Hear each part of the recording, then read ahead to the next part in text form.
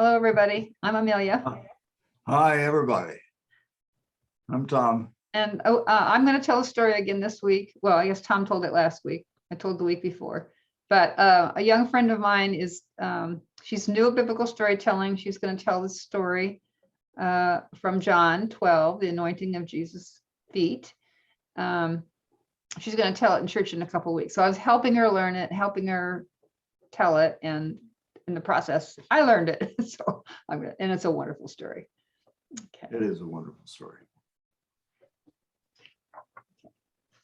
So 6 days before the Passover, Jesus came to Bethany, to the house of Lazarus, whom he had raised from the dead. And there they had a dinner for him. Martha served, and Lazarus was one of those seated at the table with him. Mary came, bringing a pound of very expensive oil made of pure nard, and she anointed Jesus' feet with it. And then she wiped them with her hair, and the fragrance of the oil filled the whole house.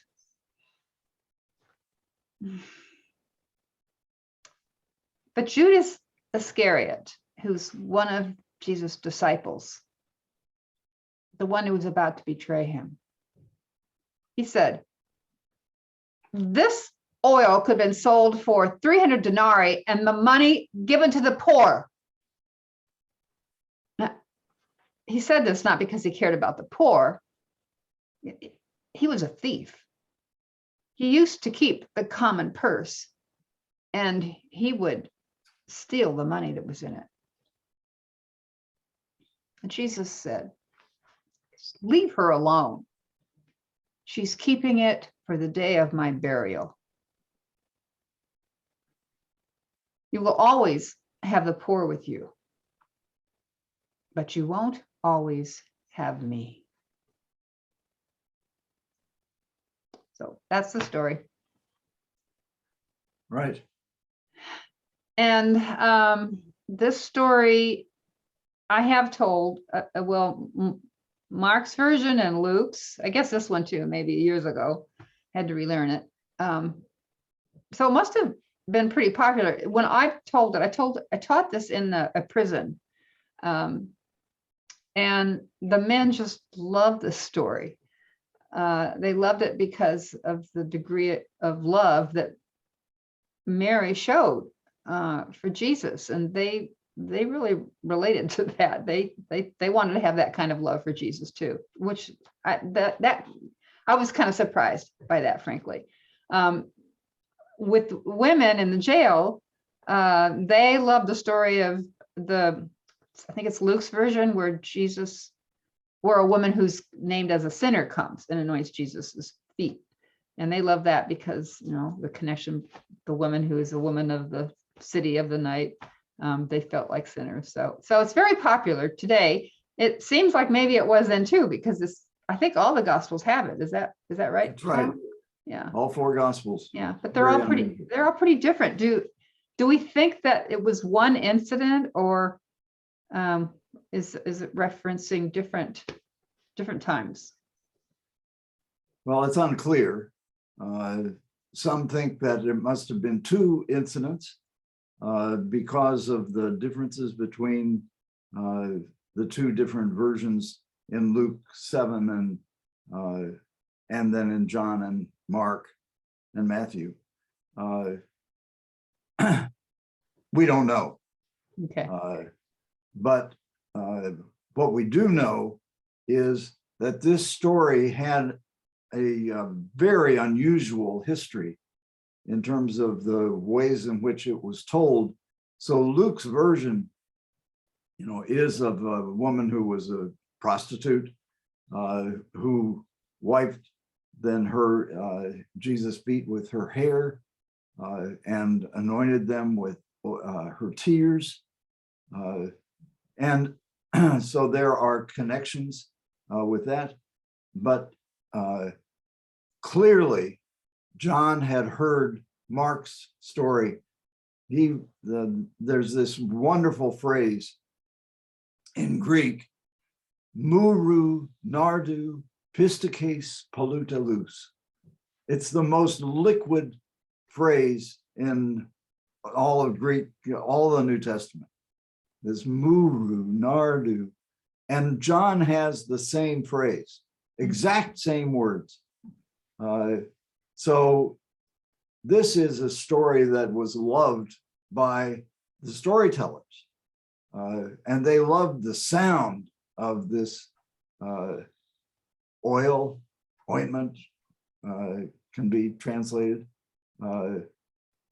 So a pound of this muru, nardu, and nard was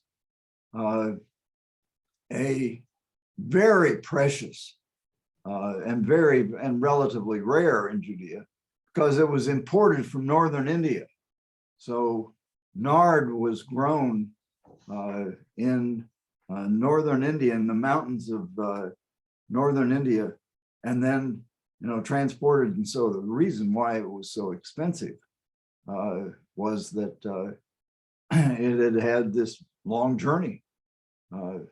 So it's very exotic and sensual.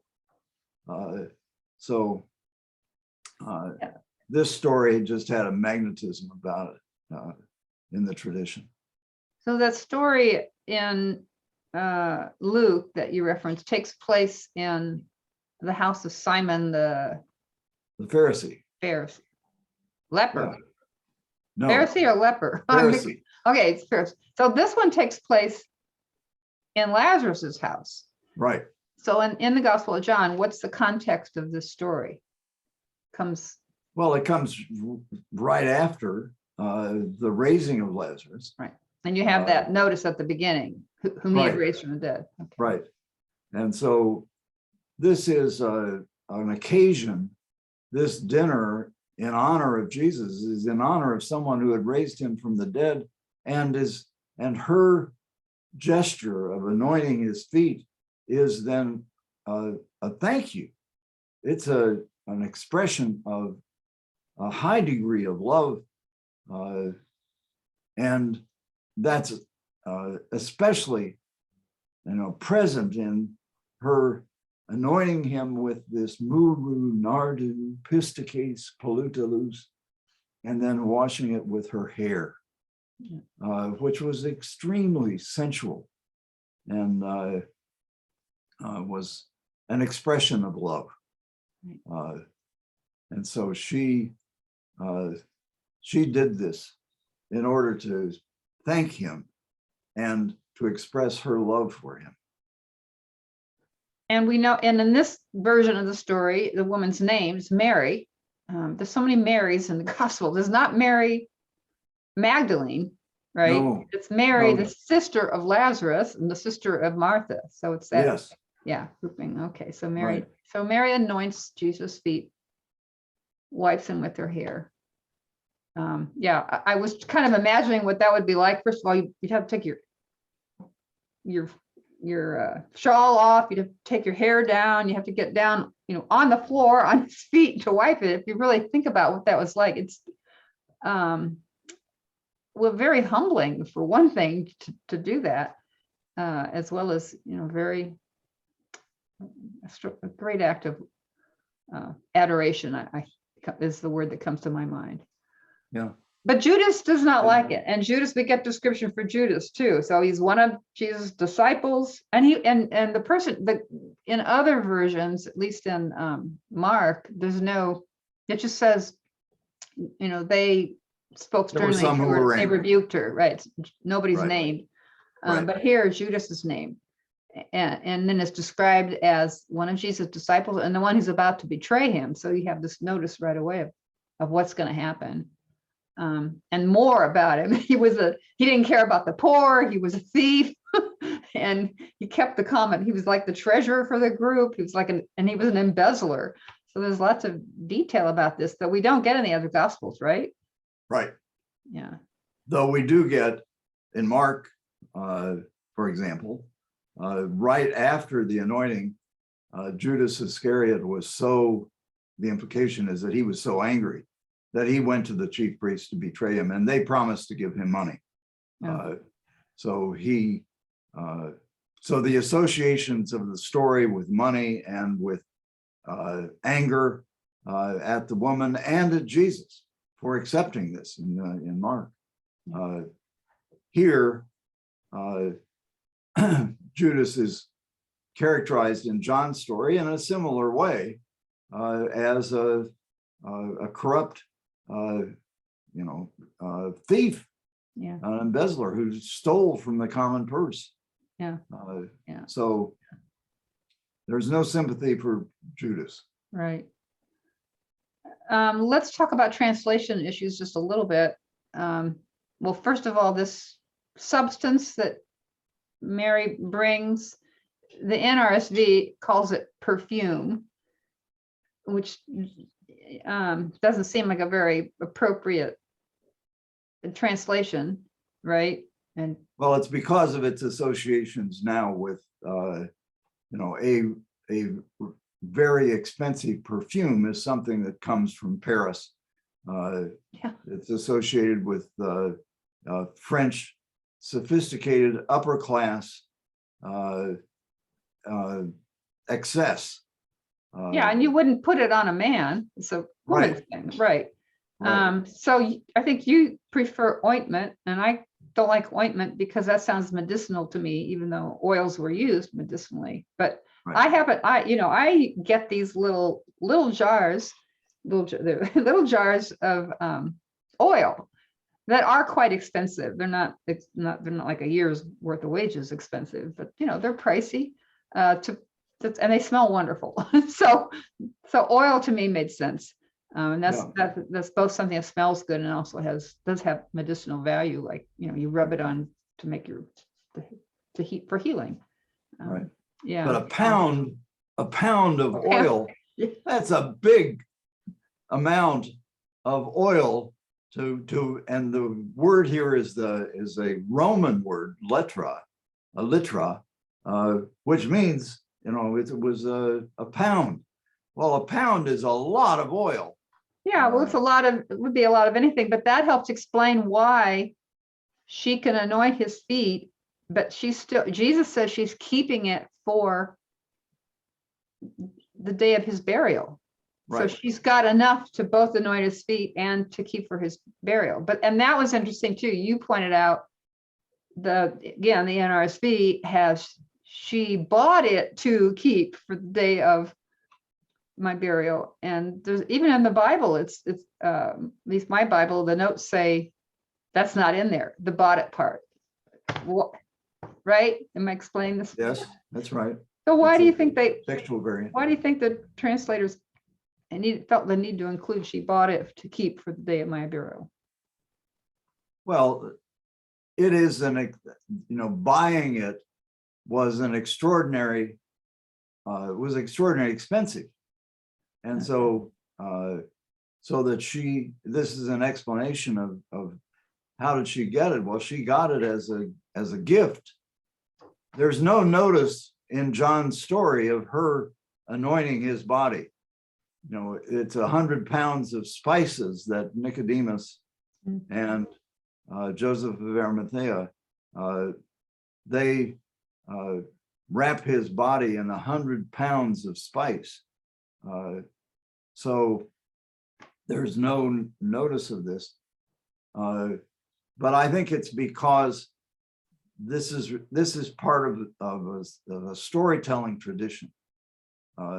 And that John loved this story and wove it into his narrative of the special relationship between Lazarus and his family, his sisters, who loved, so this is a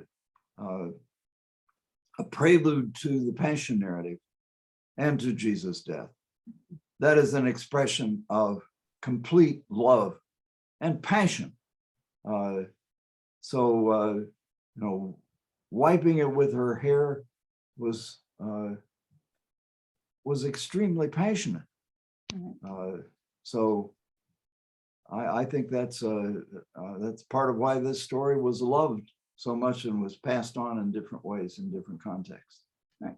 So Jesus responds to Judas' complaint, first of all, by defending Mary. He says, "Leave her alone," and then with an explanation, she's keeping it for the day of my burial.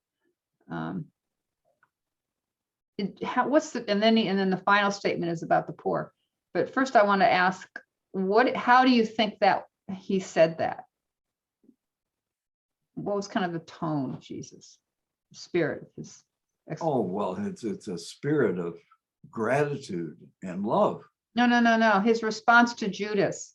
Oh, to Judas. Yeah. Oh, well, he's angry at Judas, and is responding to Judas' attack on Mary when she has done this beautiful thing. And so he's not, let her alone. So it is a defense of Mary. It is an expression of his love and appreciation for what she has done. Okay. And critique then of Judas attacking her. Okay. For the issue of the money. And then the comment he makes about you'll always have the poor with you, which was because Jesus had said, we could have given this to the poor. What's the takeaway from that? I'm guessing the takeaway isn't that we aren't supposed to care about the poor, but No. But you won't always have me. So talk about that just a little bit, if you would. Well, he is defending her action as one that is appropriate in preparation for his death, that she would give him this passionate gift prior to his being crucified. So it is an anticipation of